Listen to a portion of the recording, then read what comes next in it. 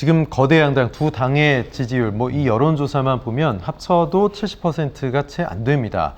그만큼 무당층 또는 제3지대의 영역이 좀 커지고 있다, 이런 관측도 있는데, 지금 현재 민심으로 만약 한 10개월 정도 남은 총선을 당겨서 치른다면 어떨까? 자, 지지 정당 후보 순 5월보다 국민의힘이 31.2%로 조금 떨어졌고요. 민주당은 약 3% 가깝게 올랐습니다. 정의당은 다소 하락했고, 내일이 총선이라는 가정시 어느 당에 투표하겠느냐, 이제 이런 질문인데요. 자, 국민의힘과 민주당 후보 각각 찍겠다는 응답이 오차 범위 내 팽팽한 접전입니다.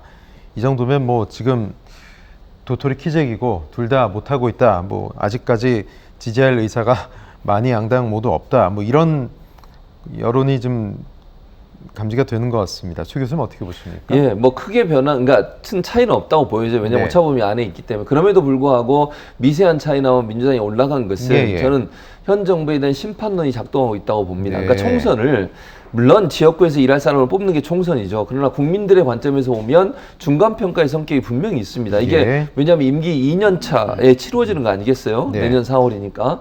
그렇다 보면 윤석열 대통령에 대한 평가가 일정 부분 반영될 수밖에 없다. 그건 불가피한 면이에요. 그렇죠. 그렇기 때문에 단순히 그냥 정당을 어느 정당의 후보를 보고 찍는 부분도 분명히 있을 텐데, 그거보다는 현 정부가 제대로 하지 못하는 부분에 좀 회초리를 들여야 되겠다라고 하는 국민적 어떤 심판의 내용들이 민주당에게 긍정적인 영향으로 작용을 해서 약간의 변화지만 변화가 있는 것으로 보여지고요. 다만 중요한 건 이제 중도층이에요. 중도층의 마음을 누가 얻느냐는 건데, 사실은 30% 정도 되는 양당을 지지하는 그 지지층들, 콘크리트 지지층이라고 얘기하는 그 지지층은 변함이 없어요. 어떤 이슈가 나오든 사실은 그대로 변함없이 어떤 당을 지지할 겁니다. 다만 중도층 입장에서 그럼 과연 평가의 기준을 어디에 둘 거냐? 근데 아까도 말씀드렸지만 이번 내년에 이루어질 총선 같은 경우에는 정부에 대한 중간평가 성격이 분명히 포함될 수밖에 없다. 그러면 제가 볼 때는 여당한테 불리하게 작용할 가능성이 있어요.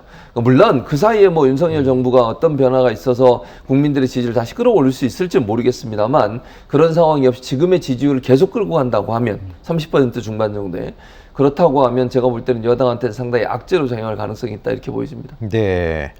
이종훈 평론가께서는 내년 총선, 아직 많이 남았지만 어떤 프레임이 유권자들을 움직일 수 있도록 작동할 거라고 보세요? 지금 추세로 가면 정권 심판론이 조금 더 우세해질 가능성이 높습니다. 그러니까 국민들이 이제 집권 초반에 6개월, 1년 그 정도는 이제 인내를 하죠. 그리고 이제 가능하면 이제 정부 여당에 힘을 실어 주려고 애도 쓰고 이제 그러기 마련인데, 근데 이게 집권이 2년 차 넘어가고 이제 내년 봄이면 이제 3년 차 이렇게 이제 들어가게 되는데 아무런 성과가 없다. 그리고 이 통치 스타일에 문제점이 있다라고 국민이 임기 초반부터 생각했던 거 아닙니까? 계속 이제 바꾸라 그랬는데 그것도 안 바꾸고 있다. 이렇게 됐을 때는 불가피하게 국민들로서도 이제 다른 선택을 할 수밖에 없는 겁니다. 뭔가 이렇게 좀 견제라도 하지 않으면 이 정권은 굉장히 좀 위험할 수 있겠다라는 생각을 할 가능성이 굉장히 높다. 그런 부분을 조금 이제 그 윤석열 대통령이나 대통령실 그리고 국민의힘 지도부가 좀 잘 인식을 해야 하지 않을까 이렇게 좀 생각이 들고, 일각에서 그 관련해서 개각설도 나오던데 개각 언제 할지도 잘 모르겠고, 그 다음에 이제 어차피 내년 총선 앞두고 이제 출마할 그 장관들이 있으니까 개각을 하긴 할 텐데, 그때 개각을 어떻게 하느냐도 굉장히 중요할 것 같아요.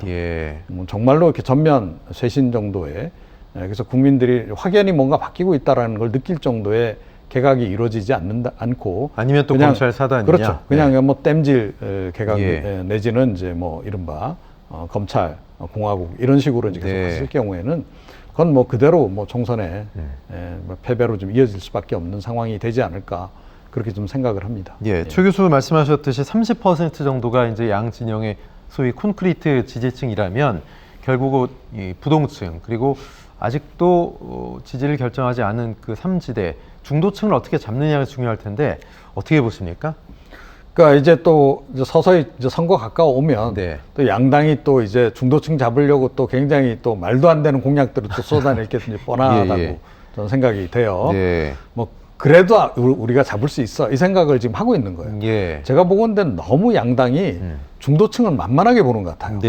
그래서 개인적으로는 좀 뭔가 이렇게 중간에 새로운 정당이 하나 출현해서 20-30석이라도 되는 그런 정당이 하나 출연을 좀 할 필요가 있지 않나 이런 생각을 국민의당의 돌풍 가지고 있습니다. 네. 그래서 뭐 그런 정당이라도 하나 있지 않으면 예. 이 양당이 너무 자기네들 일방통행적으로 극한 대립만 좀 하는 그런 상황으로 이제 계속할 수밖에 없다라고 저는 생각이 들고요. 네. 지금 사실은 그 시대적으로도 보더라도 굉장히 중요한 그 전환기 아니겠습니까? 그렇죠. 이럴 때 국가 방향을 잘 잡아 나가야 되고 이럴 때일수록 사실은 여야가 서로 협조를 하지 않으면 안 된다라고 저는 생각을 해요. 네. 협조를 해서 해결해야 될 과제들이 너무 산적해 있기 때문에 그런데 지금 뭐 이 최근 들어서 국회 입법 실적 보면 아주 그냥 신용. 그러니까 여야가 뭐 정말 아주 이슈가 없는 네. 쟁점이 없는 그런 거 몇 개 통과시키고 그냥 끝이에요. 네.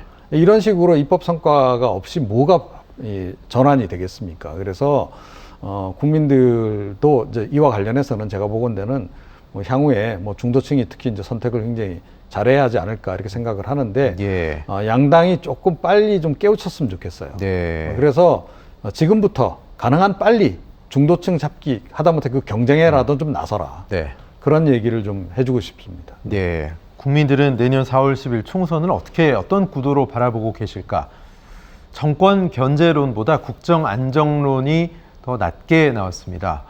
현 정권을 좀 견제해야 된다 이런 여론이 더 우위인 것 같은데 이대로라면 윤 대통령과 국민의힘 정부 여당이 좀 긴장해야 될 것 같다 이런 생각도 드는데요, 최 교수님. 예, 네. 맞는 말씀이에요. 그러니까 지금 현재로 보면 점점점 그런 의견들이 더 커질 가능성이 저는 있다고 봅니다. 네. 왜냐하면 현 정부에 대해서 너무 많이 실망을 하는 부분이 예. 있어요. 지금 뭐 아까 제가 몇 가지 일본 후쿠시마 오염수 문제도 그렇고요. 너무 굴욕 외교다 이런 비판도 있고 너무 양보만 한다 이런 얘기도 있고요. 우리가 정말 주도권을 쥐고서 뭔가 한반도 평화나 안정론 이런 부분들을 좀 주도해야 될 텐데 그런 부분이 네. 없는 부분도 있고요. 그리고 너무 아까도 말씀드렸지만 지지층만 보고 정치를 하는 듯한 모습을 윤석열 대통령이 보여주다 보니까 이건 좀 뭔가 좀 계기를 만들어야 된다. 그게 투표밖에 없어요. 국민들이 유일하게 정권에 대해서 잘못하고 있으니까 바꾸세요라고 회초리를 들 수 있는 기회는 투표 말고는 뭐가 없습니다. 선거 말고는. 예. 그래서 그걸 노리고 있다고 저는 생각해요. 노리고 있다고 제가 표현하는 것은 벼르고 있다. 예. 이거 좀 혼을 내야겠다. 안 그러면 이러다가 계속 이렇게 가면 우리나라 거덜나겠다. 이런 생각을 하시는 네. 분이 저는 많다고 생각해요. 그래서 윤석열 정부가 만약에 지금의 상황에서 변화 없이 계속 가면 저는 뭐 총선은 뭐 뻔하다 결과가 윤석열 대통령에 대한 심판론이 강하게 힘을 얻으면서 여당이 상당히 안 좋은 성적을 내는 그런 결과로 규결될 것이다 그렇게 생각합니다. 정치인들은 유권자를 단순히 한 표로 생각할지 모르지만 유권자들은 정치인들이 생각하는 것보다 훨씬 더 현명했다는 사실 정치권이 잊지 않아야 되겠습니다.